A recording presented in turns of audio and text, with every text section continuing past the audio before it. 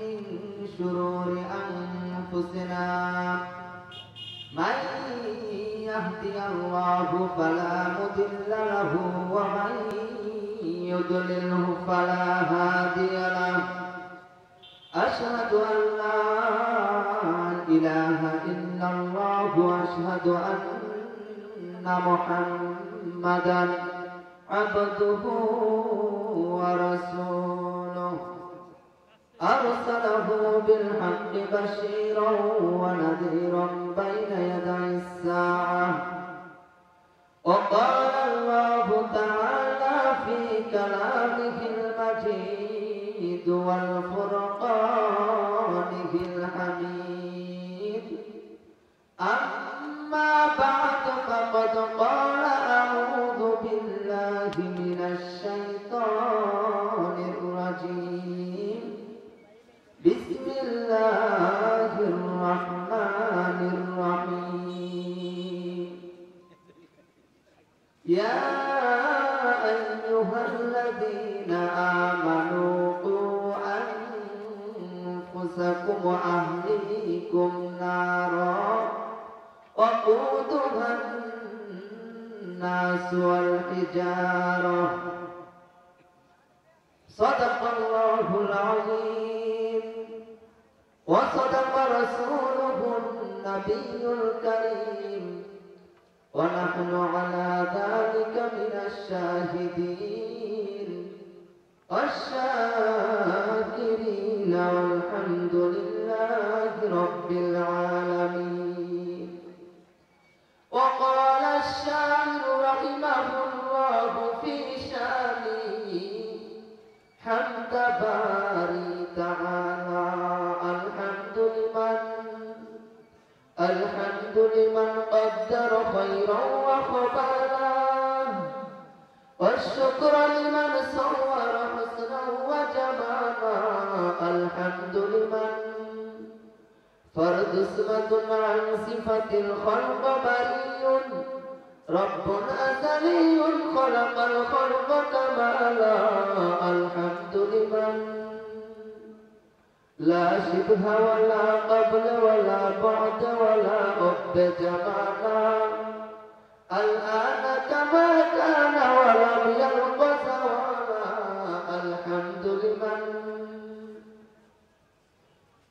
الحمد لله চকপাড়া বাইতুল নূর কেন্দ্রীয় জামে মসজিদ দের উদ্যোগে বার্ষিক তাফসীরুল কুরআন মাহফিল কর্তৃক আয়োজিত উপস্থিত সম্মানিত সভাপতি আর উপস্থিত আমার সামনে বসা বাবার বয়সে মুরব্বী আনে আজম দূর দূরান্ত থেকে উলামায়ে কেরাম পর্দার আড়ালে সম্মানিতা মা ও বোনেরা সকলকে আসুন সকলে মিলে কালিমাতু শুকর আদায় করি যে মহান আল্লাহ পাক রব্বুল আলামিন আমাদেরকে হাজার হাজার মানুষ থেকে বাছাই করিয়া কিছু সংখ্যক লোক দানিসুর রহমান বেহেশতের বাগানে আসার বসার তৌফিক দান করেছেন এজন্য সকলে শুকরিয়া আদায় করি আলহামদুলিল্লাহ আল্লাহ পাক রব্বুল আলামিন সকলকে এরকম ভালো জায়গায় আসার বসার তৌফিক দান করেন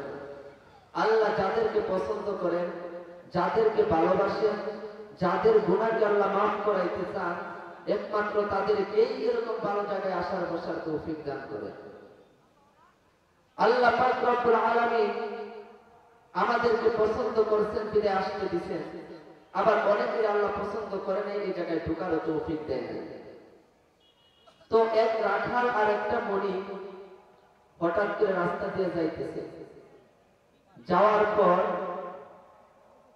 হঠাৎ করে কানের ভিতরে এসে পড়ছে আল্লাহু আকবরের ধ্বনি আযান এইবার রাখাল মনিবকে ডাক দিয়া বলে মনিবটা ছিল ইহুদি খ্রিস্টান এইবার মনিব রাখালকে ডাক দিয়া বলতেছেন রাখাল মনিবকে বলতেছেন ও মনিব আমার আমাকে তো আমার আল্লাহ ডাকতেছেন আমি এই মুহূর্তে আপনার সাথে কাজে আর সময় দিতে পারবো না কারণ আমাকে আযান দিতেছে আমাকে মসজিদের দিকে ডাকতেছেন নামাজের দিকে ডাকতেছেন এইবার মনিব ডাক দেয়া বলে এরে রাখাল তোমাকে কে ডাকে কে ডাকে। এইবার ডাক দেয়া বলতেছেন আমাকে ডাকতেছেন, আপনি আমার মনি, আমার আপনি স্যার আরেকজন মনিব আছে, যে মনিব আপনারও মনিব আমারও মনিব গোটা দুনিয়ার মনিব, সেই মনিব আমাকে ডাকতেছে। আপনি কি শুনতে পান না আল্লাহু আকবারের ধ্বনি? আল্লাহু আকবারের ধ্বনি কি আপনি শুনেন না? বলতেছেন ঠিক আছে যাও, নামাজ পড়ে কিন্তু তাড়াতাড়ি আসবা। এইবার যখন সেই ব্যক্তি ঢুকছে, মসজিদে ঢোকার পর আর বার হয় না। এইবার ডাক দিয়া বলতেছেন কে রাখা, তুমি কেন এখন পর্যন্ত বার হও না? ডাক দিয়া বলতেছে আমি বার হই না, কারণ বলতেছেন আমাকে তো আমার মনিব বার হইতে দেয় না। বলতেছে কোন মনিব বার হইতে দেয় না? বলে আমি মসজিদে ঢুকেছি, আপনাকে যে মনিব মসজিদে ঢুকতে দেয় না, আমাকে ওই মনিব মসজিদ থেকে বার হইতে দেয় না। এ কারণে বললাম আল্লাহ অনেকের এই জায়গায় শান্তির জায়গায় ঢুকাইছেন, বাইর হইতে দেয় না। আবার অনেকের আল্লাহ ঢুকতে দেয় না, কারণ আল্লাহ সকলকে পছন্দ করেন না। তো ওই দিকে আলোচনা বাড়াবো না। আমি কুরআনুল কারীম থেকে একটা আয়াত তেলাওয়াত করেছি। আল্লাহ যদি তৌফিক দীর্ঘ ধৈর্য হিম্মত দান করেন, এই আয়াতের উপর কিছু আলোচনা পেশ করব। আল্লাহ পাক রব্বুল আলামিন কুরআনের মধ্যে বলেন ইয়া আইয়ুহাল্লাযীনা আমানু কু আনফুসাকুম ওয়া আহলিকুম নারা। আল্লাহ পাক রব্বুল আলামিন বলেন হে ঈমানদার, এই জায়গায় শুধু ঈমানদারদেরকে ডাকছেন, মুমিনদেরকে ডাকছেন। এই জায়গায় আল্লাহ পাক রব্বুল আলামিন কোন হিন্দু উল্লেখ করেন নাই, এই জায়গায় আল্লাহ পাক রব্বুল আলামিন কোন খ্রিস্টান উল্লেখ করেন নাই, এই জায়গায় কোন ইহুদি নাসারা উল্লেখ করেন নাই। এই জায়গায় শুধু আল্লাহ পাক রব্বুল আলামিন ঈমানদারদেরকে ডাকতেছেন।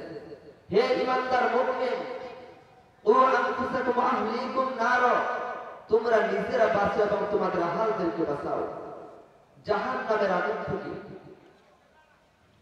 যে জাহান্নামের আগুন পাথরকে পর্যন্ত খড়ি বানায় ফেলে, কয়লা বানায় ফেলে, সেই জাহান্নামের আগুন থেকে তোমরা নিজেরা বাঁচো এবং তোমাদের আহলদেরকে বাঁচাও।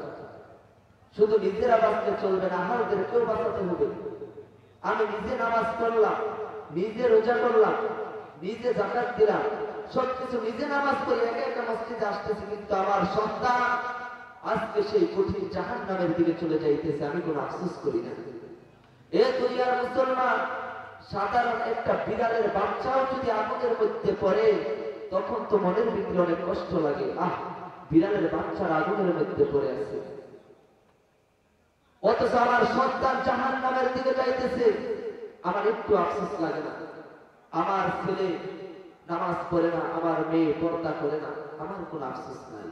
হায় হায়, আল্লাহ পাক রব্বুল আলামিন মেয়েদেরকে বানাইছেন পর্দা করার জন্য। ইসলামের উপর ইসলামের বিধান ফরজ হলো পর্দা করা, অথচ আমার মেয়ে পর্দা করে না, আমি তাদেরকে পর্দার দিকে ডাকতেছি না। একটা মহিলা 4 জন মানুষকে জাহান্নামে নিয়ে যাবে, 4 জন মানুষের বুকের উপর পাড়া দিয়ে তারপরে জাহান্নামে যাবে। এক নাম্বারে হলো তার বাবা। তার বাবা দুনিয়াতে মেয়ে যখন জন্মায় তার বাবার উচিত তাকে শিক্ষা দেওয়া।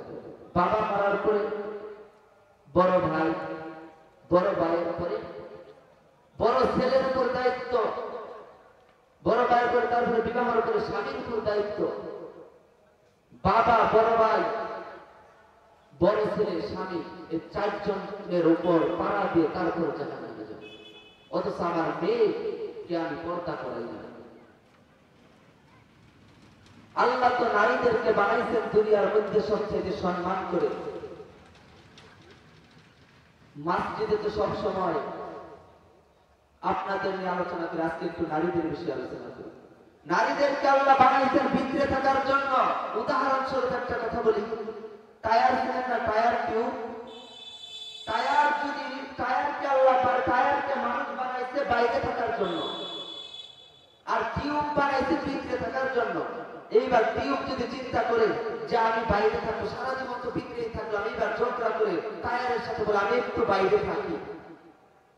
যখন ওই টায়ারটা কে বের করে টিউবটা যখন বাইরে থাকতে চায়, টিউবটাকে যদি বাইরে দেওয়া হয়, ওই টিউবটা বেশিক্ষণ টিকতে পারে না।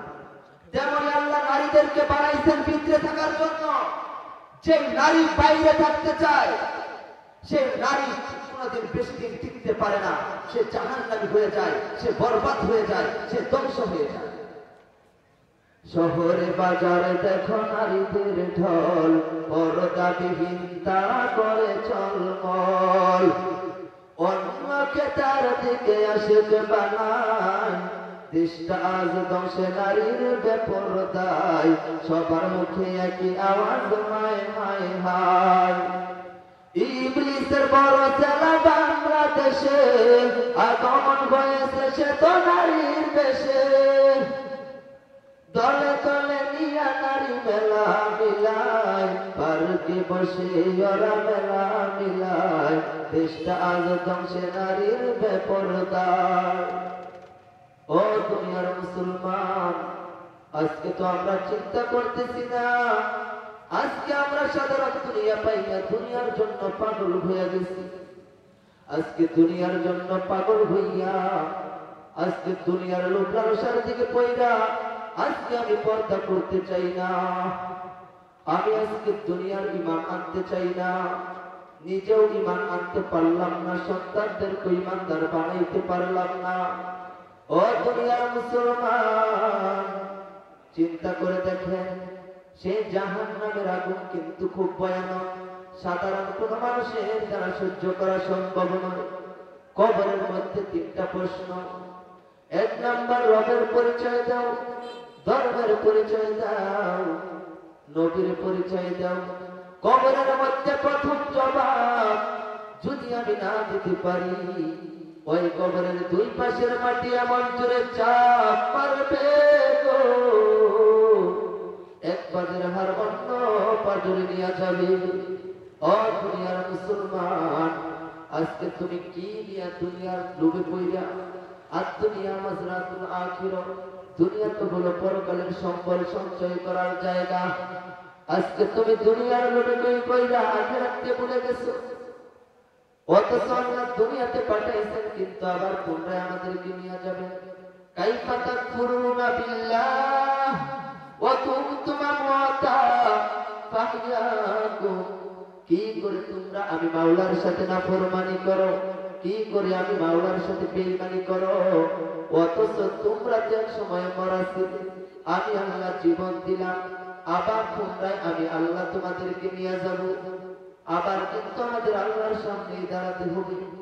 আমরা তো এমন ভাবে চলতেছি, দুনিয়ার মধ্যে মানুষ মুখে চারটা তিনটা জিনিস স্বীকার করে, কাজে করবে দেখা যায় তার উল্টা।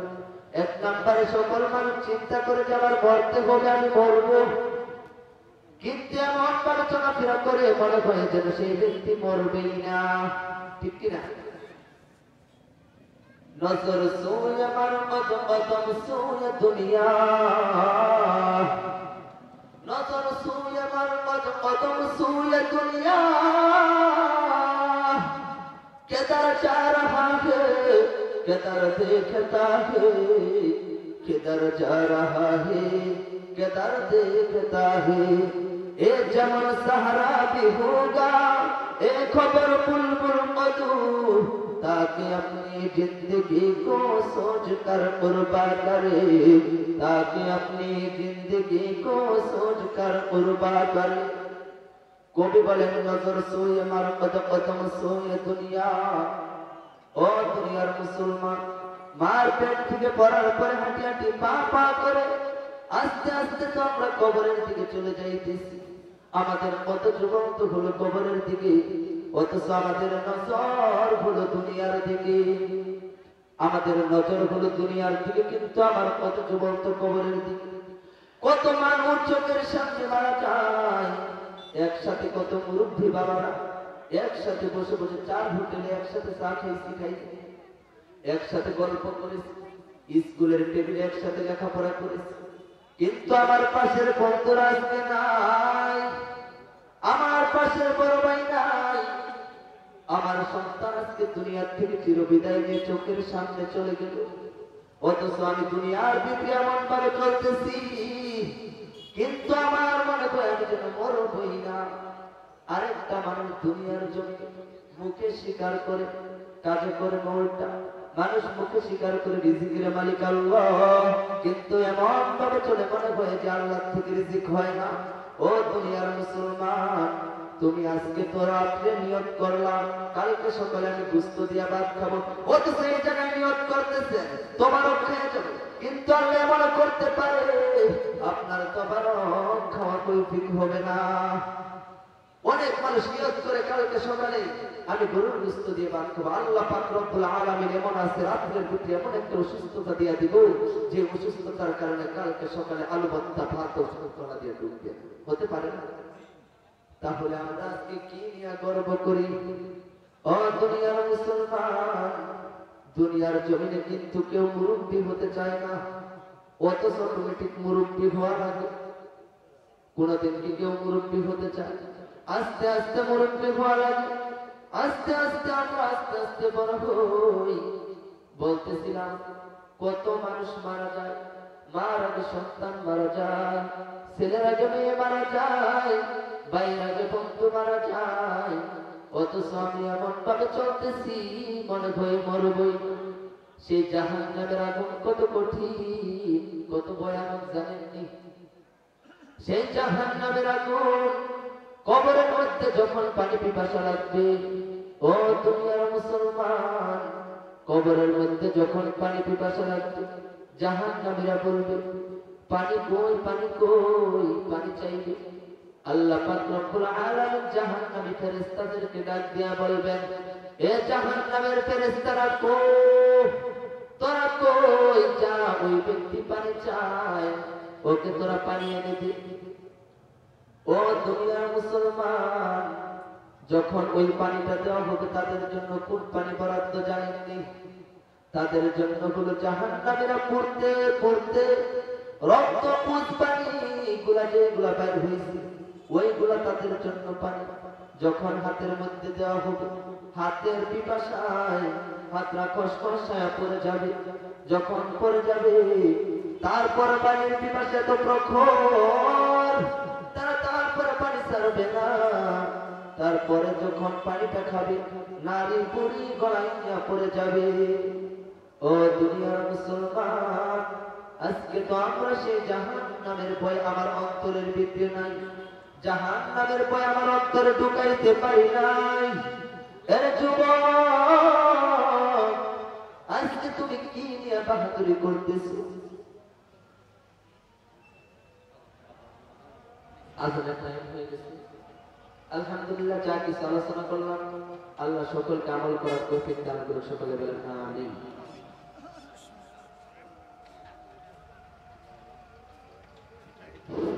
আলহামদুলিল্লাহ, অত্যন্ত ধন্যবাদ।